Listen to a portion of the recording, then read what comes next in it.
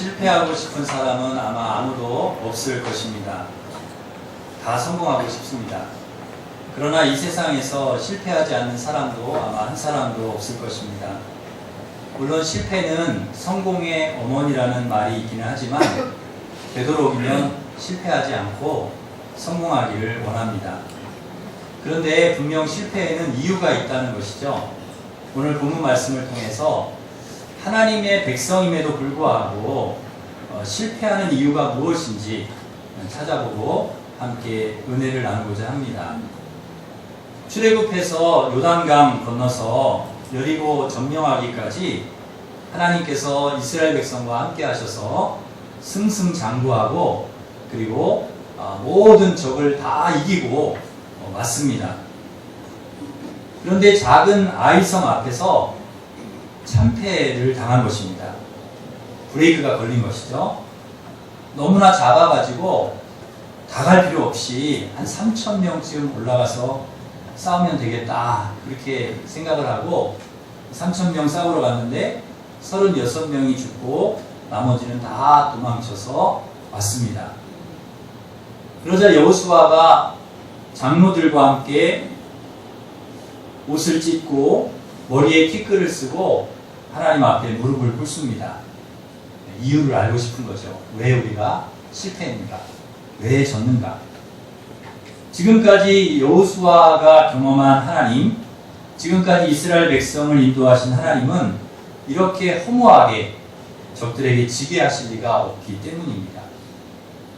이스라엘을 애굽에서 이끌어내시고 40년 동안 인도하셔서 요단 동편에 있는 그 왕들을 다 이기게 하시고 또 요단을 마른 땅같이 건너게 하시고 피 한 방울 흘리지 않고 여리고성을 점령하게 하신 하나님께서 아주 작은 아이성 앞에서 참패를 당하게 하신 것, 이게 이해할 수가 없는 일이라는 거죠. 뭔가 이유가 있지 않으면 그럴 리가 없다는 것입니다. 그 이유를 알고 싶었다는 거죠. 하나님 앞에 간절히 기도하는 여호수아에게 하나님은 그 이유를 얘기하시는데요. 죄 때문이다, 이런 이유를 이야기를 하십니다. 여호수아 7장 1절 말씀 우리 한 번만 더 같이 읽겠습니다. 여호수아 7장 1절입니다. 이스라엘 자손들이 온전히 바친 물건으로 말미암아 범죄하였으니 이는 유다 지파 세라의 증손 삽디의 손자 갈미의 아들 아간이 온전히 바친 물건을 가졌습니다. 여호와께서 이스라엘 자손들에게 진노하시니라. 아멘. 아간이라는 사람이 하나님께 온전히 바쳤던 물건을 자기가 가져버렸다는 거예요. 하나님의 것인데 그걸 자기가 가진 거죠. 하나님의 것을. 여러분 이름도 좋아야 될 것 같아요. 이름. 아간. 좀 안 좋지 않습니까? 아간. 제가 이렇게 생각해 보니까 아주 간사한 인간. 그렇게 해석이 되더라고요. 아간이니까 그거를 좀 들여보면 아주 간사한 인간이 하나님께 바친 물건을 도둑질했다는 거예요. 자신이 가져버렸다는 거예요. 그래서 아이성을 이길 수 있었는데 실패했다는 것입니다. 여러분 죄가 있으면 걸림돌이 됩니다. 죄는 걸림돌, 장애물이 됩니다. 우리가 형통하게 가는 길을 자꾸 걸림돌을 놓아서 못 가게 만들고요. 걸려 넘어지게 만들고 그게 이제 죄라는 것이죠. 그래서 자꾸 바른 길 가려고 하고 또 하나님 뜻대로 가려고 하고 그 다음에 하나님께서 형통하게 하시는 그런 역사를 방해하는 것, 그게 바로 죄라는 것입니다. 그래서 실패하게 만든다는 것이죠. 특히 아간이 지은 죄는 사람에게 지은 죄가 아니라 누구에게 지은 죄예요? 하나님께 지은 죄입니다. 사람 것을 도둑질한 게 아니라 누구 것을 도둑질해요? 하나님 것을 도둑질했다는 거예요. 그러니까 이 죄도 여러 가지가 있지 않습니까? 우리가 살아갈 때 사람에게 짓는 죄가 있고 또 하나님께 짓는 죄가 있는데 그 죄 중에서도 아주 죄질이 안 좋은 거죠. 사람의 것을 쓸 적에도 그거 안 좋은 것인데 하나님의 것을 하나님께 드려야 되고 자기가. 근데 성경에 보면은 이와 비슷한 사람들이 또 나옵니다. 신약에 보면 이 아간하고 비슷한 사람이 나오죠. 사도행전에 아나니아와 삽비라. 이 아나니아와 삽비라도 그 하나님께 다 성도들이 드렸는데 그 중에서 자기들이 하나님께 드린 것을 빼돌렸어요. 그래서 죽었습니다. 하나님께서 이걸 바로 잡으라는 거예요. 이거 똑바로 잡아야 된다. 이거 바로 잡지 않으면 안 된다. 이거 바로 잡아야 내가 너희들과 함께 하겠다. 아간 한 사람 때문에 지금 이스라엘 백성들 전체가 어려움을 당하고 있습니다. 그러니까 아간 한 사람이 하나님의 것을 자기가 가지고 빼돌린 것 때문에 지금 이스라엘 전체가 아이 사람들한테 패하고서 도망을 치지 않았습니까? 어떻게 보면 나머지 이스라엘 백성들이 억울할 일입니다.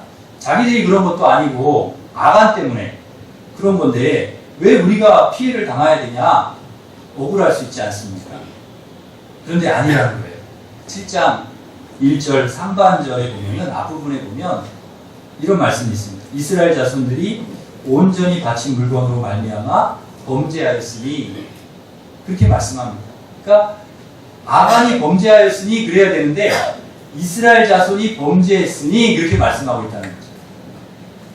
그러니까 이 아간 한 사람의 범죄는 그 사람만의 문제가 아니라는 거예요. 그거는 공동체의 범죄일 수 있다는 거죠. 한 사람이 아니라는 거예요.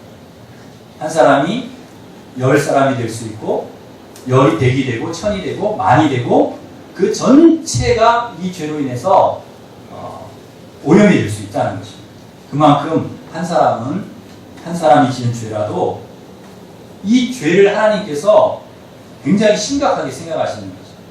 가볍게 생각하지 않는 것입니다. 여러분 그런 말이 있지 않습니까? 미꾸라지 한 마리가 어떻게 한다고 그래요? 시내를 다 흐린다 그러잖아요. 시내 전체를 흐리게 만들고 그리고 작은 구멍 하나가 댐을 무너뜨릴 수도 있습니다. 그거 안 막아놓으면 댐이 무너질 수 있다. 여러분 그 과일 박스에 썩은 사과 하나가 있어요. 그러면 그 썩은 사과 때문에 나머지 사과가 다 썩을 수 있다는 거예요. 그거 빨리 걸러내야지. 여러분 우리 몸속에 작은 암덩어리 조그만 거라도 하나 있으면 그거 빨리 떼어내야지. 안 그러면 몸이 다 이렇게 아플 수가 있다는 거예요. 단추 하나 맨 위에 단추 하나 잘 끼워야 그 다음 잘 끼워지는 거죠. 단추 하나 잘못 끼우면 어떻게 됩니까? 다 잘못 껴지는 거예요. 우리 아이들이 이제 시험 볼 텐데 시험지에 답판 맨 위에 답을 쓸 때 그거 1번에다 써야 되는데 답 써야 되는데 2번에 쓰면 그 다음에 어떻게 돼요? 다 틀리게 돼요. 답 잘 못 옮겨져 보면. 담배 꽁초 그 별것 아닌 것 같지만 그것 때문에 온 산이 다 불이 나고 다 타는 것입니다. 얼마 전에는 이 졸음운전이 얼마나 무서운가 하는 것을 우리가 보았지 않습니까? 졸음운전 하다가 왕 받아가지고 이제 20살이 간 넘은 그런 그 젊은 생명들 넷이나 그렇게 되었습니다. 작다고 그냥 간과하면은 안 된다는 것입니다. 이 죄라는 게 그렇다는 것입니다. 나중에 그게 작은 것, 한 사람이 한 것이라 할지라도 그게 큰 어려움과 화를 가져올 수 있다는 거죠. 그 한 사람 때문에 민족 전체가 위기를 겪는 것입니다. 하나님은 용서의 하나님이시고 사랑과 긍휼과 자비의 하나님이시지만 죄에 대해서는 결코 용납하지 않으십니다. 절대 간과하지 않으십니다. 반드시 찾아내셔서 그것에 대해서 바로 잡으신다는 것이죠. 이 정도는 뭐 괜찮겠지 이렇게 생각해서는 안 됩니다. 작은 죄라도 한 사람의 죄라도 그 사람으로 인하여서 가져오는 결과는 엄청나기 때문에 그것에 대해서 우리가 하나님이 심각하게 생각하면 우리도 그것에 대해서 심각하게 생각해야 한다는 것입니다. 하나님께서 왜 이스라엘 백성들을 애굽에서 나오게 하셨을까요? 애굽이라고 하는 나라가 워낙 우상과 죄가 많은 나라이기 때문에 거기 같이 있으면 전염되잖아요. 그래서 거기서 나와서 하나님 섬기라고 죄짓지 말고 우상 숭배하지 말고 하나님 말씀 불순종하지 말고 거기서 나와서 하나님 섬기라고 출애굽시키신 것입니다. 그런데 나와서까지 죄를 지으면 가나안 땅으로 하나님께서 그들을 인도하실 이유가 없는 거예요. 가나안 사람이나 이스라엘 백성이나 똑같이 우상 숭배하고 하나님 앞에 죄 지으면 불순종하면 무엇 때문에 가나안 땅의 이스라엘 백성들을 들어가게 하시냐? 그걸 왜 주시냐? 여러분, 하나님께서 우리를 선택해 주셔서 축복하시는 이유는 우리가 하나님 말씀대로 구별되게 죄악을 털어내고 구별되게 살려고 우리를 선택하여 축복하시는 것이지, 우리가 세상 사람들과 똑같이 살 것 같으면 왜 하나님 우리를 선택해서 축복하시냐? 다르다는 것입니다. 하나님께서 우리를 축복하시는 이유, 우리에게 축복의 땅을 주시려고 하는 이유, 분명한 이유가 우리에게 있다는 것입니다. 똑같이 죄짓고 자기 욕심 따라 하나님 말씀 불순종하고 살아가는 사람들에게 주겠냐는 거예요. 안 주신다는 거죠. 그래서 하나님께서 브레이크를 딱 거신 거예요. 아이성 앞에서 참패를 당하게 하신 것입니다. 하나님은 이왕이면 누가 축복받기를 원하세요? 누가 복받기를 원하십니까? 하나님의 자녀들이 잘 되기를 원합니다. 하나님의 자녀들이 축복받기를 원합니다. 이왕이면 하나님의 백성들이 승리하기를 원하고 승승장구하기를 원하고 하는 일마다 잘 되고 성공하고 형통하기를 원하십니다. 그렇다면 우리가 어떻게 해야 되겠습니까? 하나님께서 우리를 축복해 주실 만한 그릇이 되어야 된다는 것이죠. 하나님이 주신 축복을 담을 만한 그릇이 되어야 하는 것입니다. 그릇이 안 되었는데 하나님께서 그릇은 요만한데 하나님께서 위에서 많은 축복을 내려주시면 그거 다 어떻게 받겠어요? 그릇이 더러운데 깨끗하지 않은데 거기에 어떻게 하나님의 축복을 받을 수가 있겠냐는 것이죠. 그러기에 우리는 준비된 그릇이 되어야 됩니다. 하나님의 약속의 땅, 하나님의 축복을 받을 수 있을 만한 그릇, 깨끗한 그릇, 좋은 그릇 여러분 되실 수 있기를 간절히 바랍니다. 그래서 우리 안에 어떤 죄가 있다, 어떤 우리 안에 문제가 있다, 그거 털어내는 일부터 하셔야 된다. 그거 씻어내는 일. 그래서 하나님 앞에서 하나님 회개하는 거예요. 어떤 일이 브레이크가 걸렸어요. 어떤 일이 어려움이 왔어요. 어떤 일을 실패했어요. 그러면 하나님 앞에서 여호수아처럼 기도하는 거예요. 내게 무슨 문제가 없는지를 돌아보는 거예요. 그래서 하나님 앞에 회개하고 죄를 씻어내고 그리고 가시기를 간절히 바랍니다. 하나님은 약속의 하나님이십니다. 약속의 하나님이시라는 것은 하나님이 일방적으로 우리에게 이렇게 해라 하신 것이 아니라 쌍방이 약속을 했다는 거예요. 그래서 너가 이렇게 말씀대로 살면 내가 너에게 이런 축복을 주겠다. 그렇게 약속을 해주셨어요. 그런데 우리 하나님은 이 약속을 신실하게 지키시는 분입니다. 하나님이 어기시는 일은 없어요. 그러면 문제는 누구에게 있는가? 우리에게 있다는 거예요. 우리가 약속을 지키지 않는 것입니다. 하나님과 맺은 하나님의 말씀, 약속을 우리가 어기는 거예요. 순종하지 않는 것입니다. 그래서 자꾸 하나님께서 우리를 선한 길로, 좋은 길로, 복된 길로, 가나안으로 인도하시다가도 그게 자꾸 브레이크가 걸리는 거예요. 우리가 하나님 말씀 불순종하고 하나님 뜻대로 살지 않기 때문에. 사랑하는 성도 여러분, 정복이나 어떤 가난을 정복하는 것이나 성공보다, 형통보다 더 중요한 것은 하나님 말씀 지키는 것이라는 것입니다. 하나님 말씀 순종하는 것이라는 것을 여러분 꼭 기억하시기를 바랍니다. 죄짓지 않고 하나님 말씀 잘 지키면 하나님께서 여러분을 정말 복된 길로 인도해 주실 줄 믿습니다. 자꾸 우리 삶에 브레이크가 걸리고 어려움이 온다. 우리 안에 죄가 없는가? 내가 지금 하나님 말씀대로 잘 살고 있는가? 우리 자신을 돌아보고 하나님 앞에 여호수아처럼 잠시 멈춰서서 옷을 찢고 마음을 찢고 그리고 회개하고 우리의 죄를 청산하고 그리고 하나님과 더불어 함께 가시기를 간절히 바랍니다. 두 번째로 아이성의 참패 원인이 또 하나가 있는데요. 교만했기 때문이라는 것이죠. 이스라엘 백성들이요. 이 여리고성 함락시키고 아이성으로 들어가서 승리하려고 이제 정탐꾼 보냅니다. 그런데 하나님께는 묻지를 않아요. 요단강 건널 때도 물어봤거든요.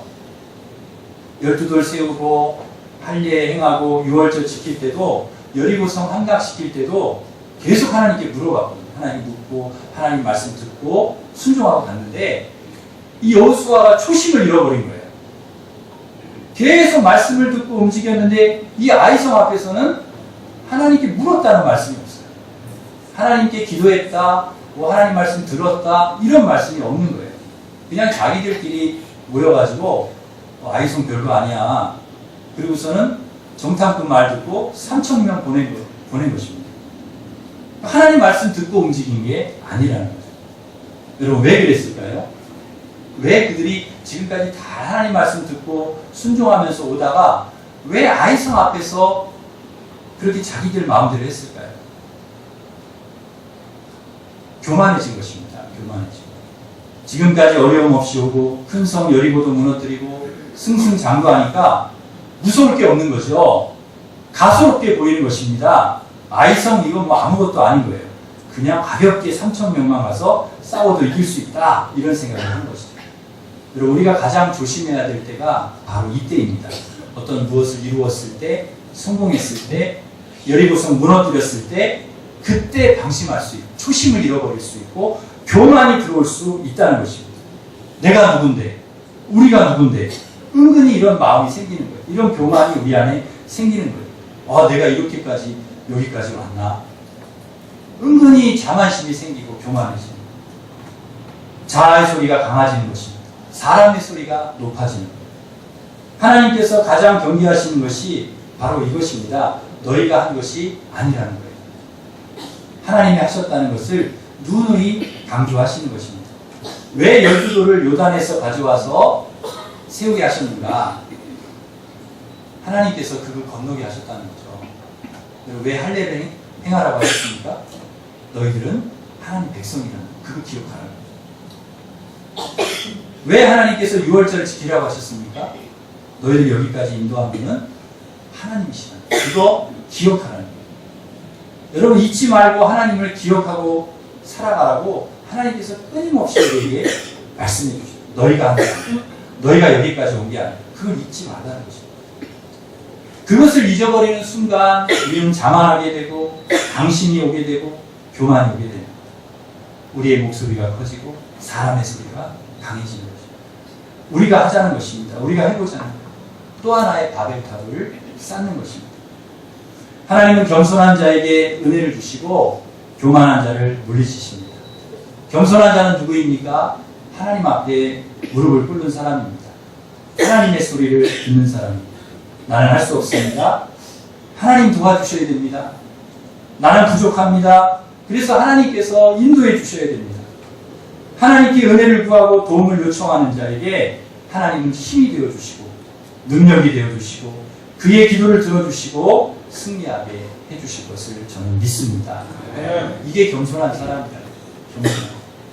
겸손한 사람을 통해서 끊임없이 하나님 앞에 엎드리고 기도하고 하나님 말씀을 듣는 사람을 통해서 하나님 그들을 가나안 땅으로 인도해 주시고 하나님의 꿈을 이루어 주시는 것입니다. 그래서 우리는 겸손해야 됩니다. 절대 내 힘으로 여기까지 왔습니다. 내가 할 수 있습니다. 그러면 안 됩니다.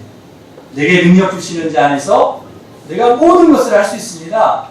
여호와는 나의 목자십니다. 주님이 계시기 때문에 나는 부족함이 없습니다. 주님이 나의 힘이 되십니다. 여러분 이 고백이 여러분에게 있기를 간절히 바랍니다. 우리가 하나님의 자녀이기 때문에 성공하는 것입니까? 하나님의 자녀라는 것이 성공을 보장하는 것입니까? 그렇지 않습니다. 우리가 하나님의 자녀이기 때문에 더 잘 살아야 됩니다. 더 잘해야 됩니다. 더 하나님을 의지하고 하나님 붙들어야 됩니다. 내가 하나님의 자녀이니까 하나님께서 알아서 다 해주시겠지. 내가 하는 것에 대해서 다 지지해 주시겠지. 그렇지 않습니다. 우리가 더욱 하나님 뜻에 합당하게 바르게 살기를 결단하고 말씀대로 순종하기를 결단하고 애쓸 때 하나님께서 우리를 축복해 주시는 것입니다. 사람이 교만해지면 하나님께 묻지 않습니다. 기도하지 않습니다. 아이성 정도야 아무것도 아니지 그냥 하나님 없어도 내가 하지 그런 생각이 들 수 있다는 거예요. 그러나 하나님은 작은 것, 별거 아닌 것이라도 하나님께 기도하고 하나님 말씀 듣고 가기를 원하십니다. 우리가 생각할 때 이것은 별것 아닌데 하는 것까지도 하나님은 다 하나님 앞에 그걸 이야기하기를 원하십니다. 저는 우리 아이들이 큰 문제만 저한테 이야기하는 것을 원하지 않습니다. 작은 것도 저한테 엄마 아빠한테 이야기를 하기를 원해요. 아빠 다리 부러졌어요. 이런 것만 그 큰일만 이야기하면 안 되잖아요. 사소한 일, 별거 아닌 일, 학교에서 친구랑 있었던 일. 그래서 간혹 아이들이 학교 갔다 오면은 그 엄마랑 이렇게 이야기하는 걸 제가 보는데요. 2시간, 3시간 앉아서 엄마랑 한참을 이야기하는 거예요. 들어보면 별 얘기도 아니에요. 별 얘기도 아니야. 그냥 뭐 어떻게 뛰어다니고 놀았다, 뭐 어디 가서 놀았다, 저기 그런 얘기를 엄마가 한참을 하는 거예요. 그럼 제가 보고 있으면 마음이 흐뭇합니다. 야, 이것이 정말 부모와 자녀의 관계라는 생각을 하는 거예요.